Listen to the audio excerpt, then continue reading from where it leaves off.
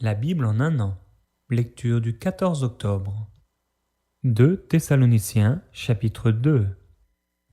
Pour ce qui concerne l'avènement de notre Seigneur Jésus-Christ et notre réunion avec lui, nous vous prions, frères, de ne pas vous laisser facilement ébranler dans votre bon sens, et de ne pas vous laisser troubler, soit par quelque inspiration, soit par quelques paroles, ou par quelques lettres qu'on dirait venir de nous, comme si le jour du Seigneur était déjà là.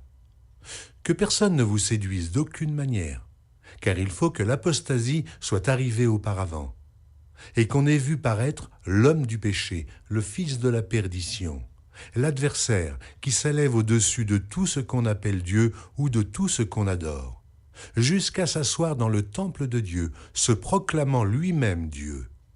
Ne vous souvenez-vous pas que je vous disais ces choses lorsque j'étais encore chez vous? Et maintenant, vous savez ce qui le retient, afin qu'il ne paraisse qu'en son temps. Car le mystère de l'iniquité agit déjà. Il faut seulement que celui qui le retient encore ait disparu. Et alors paraîtra l'impie, que le Seigneur Jésus détruira par le souffle de sa bouche et qu'il anéantira par l'éclat de son avènement.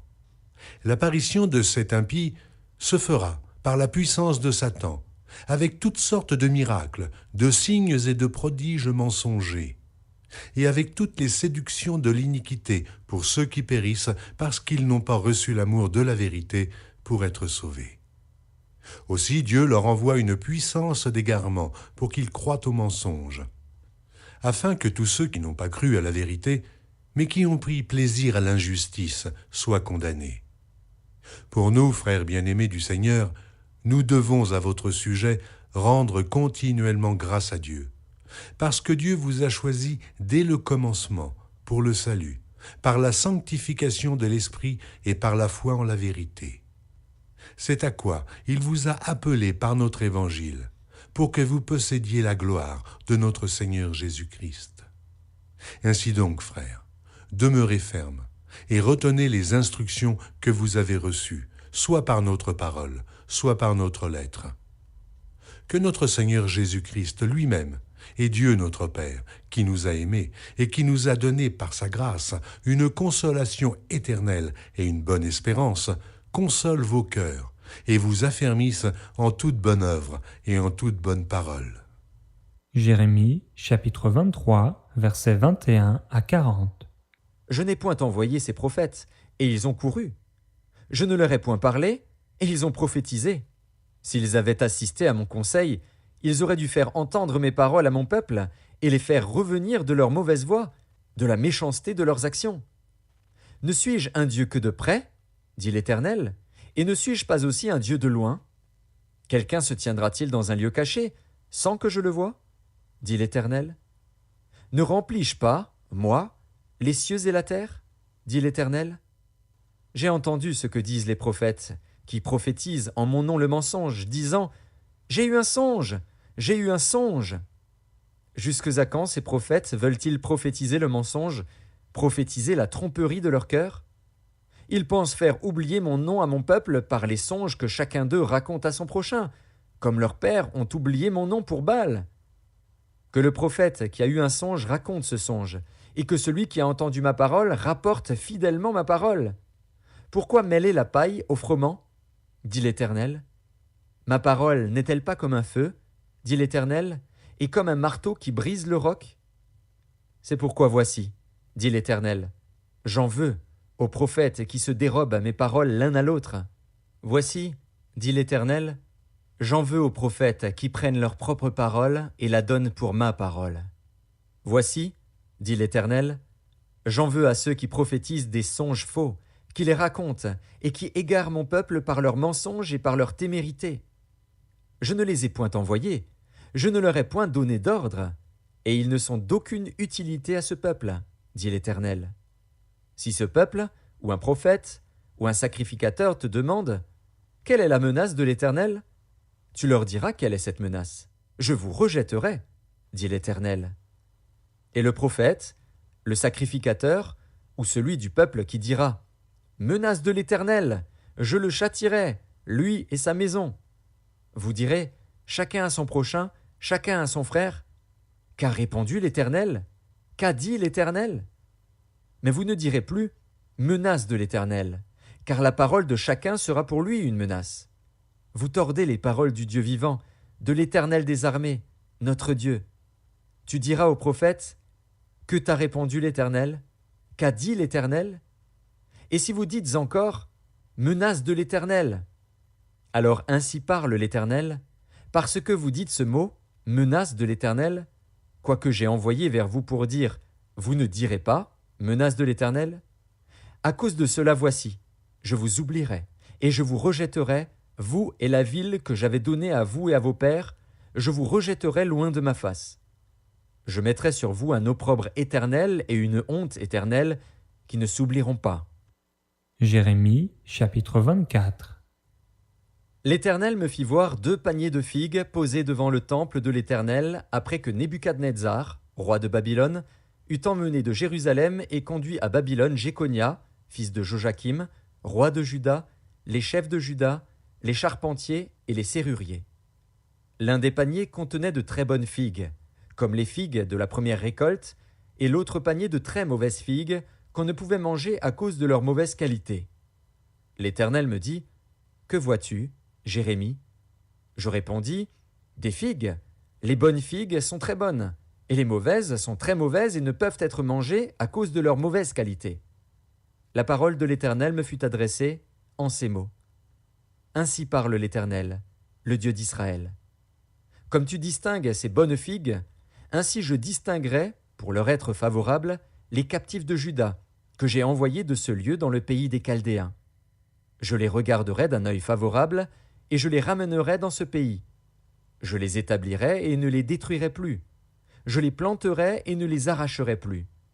Je leur donnerai un cœur pour qu'ils connaissent que je suis l'Éternel. Ils seront mon peuple, et je serai leur Dieu, s'ils reviennent à moi de tout leur cœur. Et comme les mauvaises figues qui ne peuvent être mangées à cause de leur mauvaise qualité, dit l'Éternel, ainsi ferai-je devenir Sédécias, roi de Juda, ses chefs, et le reste de Jérusalem, ceux qui sont restés dans ce pays et ceux qui habitent dans le pays d'Égypte. Je les rendrai un objet d'effroi, de malheur, pour tous les royaumes de la terre, un sujet d'opprobre, de sarcasme, de raillerie et de malédiction, dans tous les lieux où je les chasserai. J'enverrai parmi eux l'épée, la famine et la peste, jusqu'à ce qu'ils aient disparu du pays que j'avais donné à eux et à leurs pères. Jérémie, chapitre 25. La parole fut adressée à Jérémie sur tout le peuple de Juda, la 4e année de Joachim, fils de Josias, roi de Juda, c'était la première année de Nebuchadnezzar, roi de Babylone. Parole que Jérémie prononça devant tout le peuple de Juda et devant tous les habitants de Jérusalem, en disant « Depuis la 13e année de Josias, fils d'Amon, roi de Juda, il y a 23 ans que la parole de l'Éternel m'a été adressée. Je vous ai parlé dès le matin, et vous n'avez pas écouté. L'Éternel vous a envoyé tous ses serviteurs, les prophètes, il les a envoyés dès le matin. Et vous n'avez pas écouté, vous n'avez pas prêté l'oreille pour écouter. Ils ont dit, revenez chacun de votre mauvaise voie et de la méchanceté de vos actions, et vous resterez dans le pays que j'ai donné à vous et à vos pères, d'éternité en éternité. N'allez pas après d'autres dieux, pour les servir et pour vous prosterner devant eux, ne m'irritez pas par l'ouvrage de vos mains, et je ne vous ferai aucun mal. Mais vous ne m'avez pas écouté, dit l'Éternel, afin de m'irriter par l'ouvrage de vos mains, pour votre malheur. C'est pourquoi ainsi parle l'Éternel des armées, parce que vous n'avez point écouté mes paroles, j'enverrai chercher tous les peuples du septentrion, dit l'Éternel, et j'enverrai auprès de Nebuchadnezzar, roi de Babylone, mon serviteur.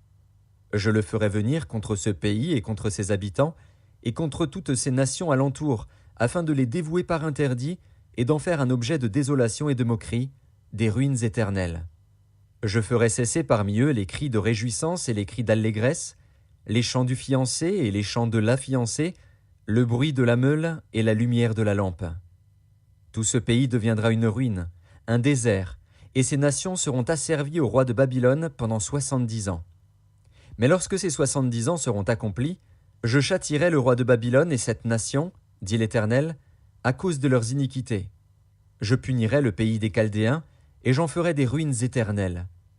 Je ferai venir sur ce pays toutes les choses que j'ai annoncées sur lui, tout ce qui est écrit dans ce livre, ce que Jérémie a prophétisé sur toutes les nations.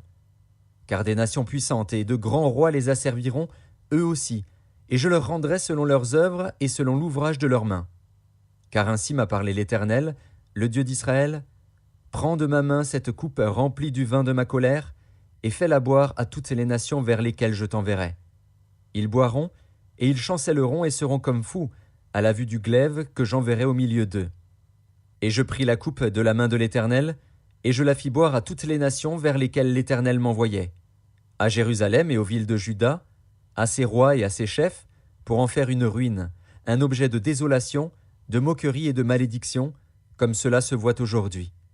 À Pharaon, roi d'Égypte, à ses serviteurs, à ses chefs et à tout son peuple, à toute l'Arabie, à tous les rois du pays d'Utz, à tous les rois du pays des Philistins, à Ascalon, à Gaza, à Écron et à ce qui reste d'Asdod, à Édom, à Moab et aux enfants d'Ammon, à tous les rois de Tyr, à tous les rois de Sidon et aux rois des îles qui sont au-delà de la mer, à Dédan, à Théma, à Buz et à tous ceux qui se rasent les coins de la barbe, à tous les rois d'Arabie et à tous les rois des Arabes qui habitent dans le désert, à tous les rois de Zimri, à tous les rois d'Élam et à tous les rois de Médie, à tous les rois du septentrion, proches ou éloignés, aux uns et aux autres, et à tous les royaumes du monde qui sont sur la face de la terre.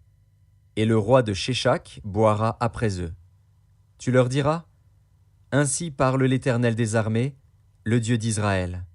Buvez, enivrez-vous, et vomissez, et tombez sans vous relever, à la vue du glaive que j'enverrai au milieu de vous.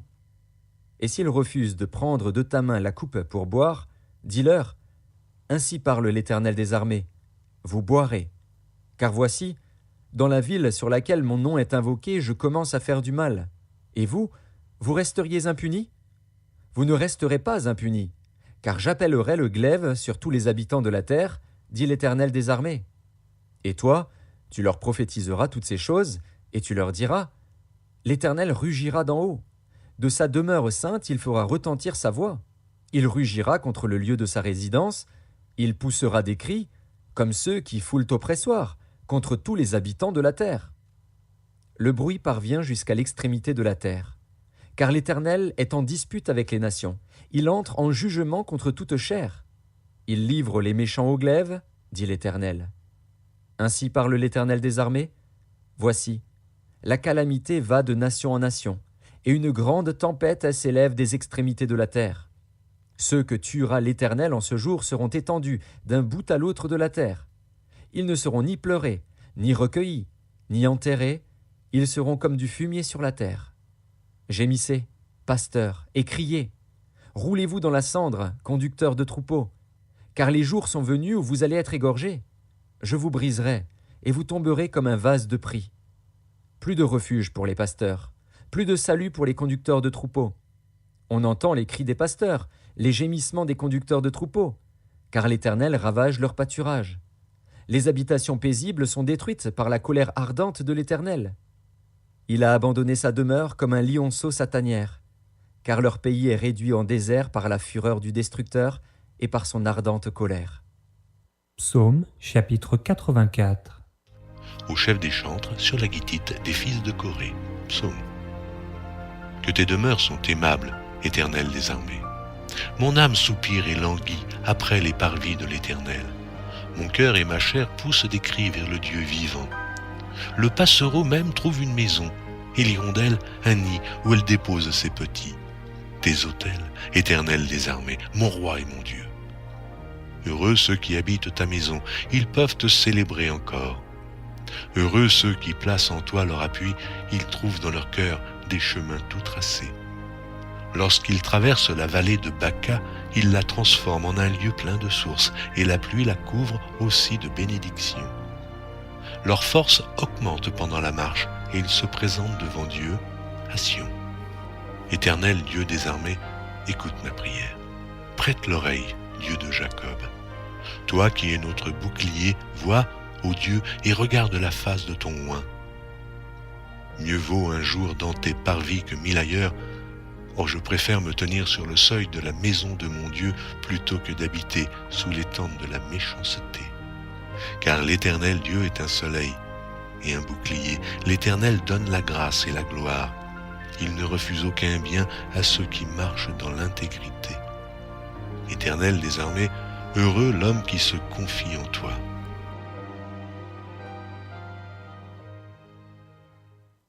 Proverbe chapitre 25, verset 15. Par la lenteur à la colère, on fléchit un prince, et une langue douce peut briser les os.